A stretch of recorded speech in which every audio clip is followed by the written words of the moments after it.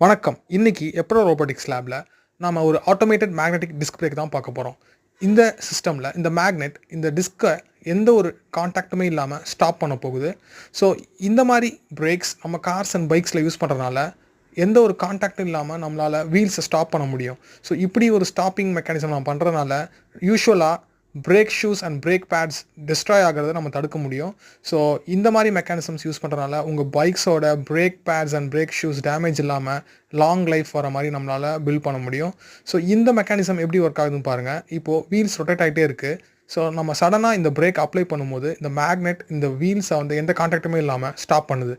இந்த மாரி பிரேக்ஸ் நம்ம கார்ஸ் அண்ட் பைக்ஸ்ல யூஸ் பண்றனால நமக்கு நெறைய அட்வான்டேஜஸ் இருக்கு. ஓகே காய்ஸ், இந்த மாரி ஒரு இன்ஃபர்மேட்டிவ் வீடியோல நம்ம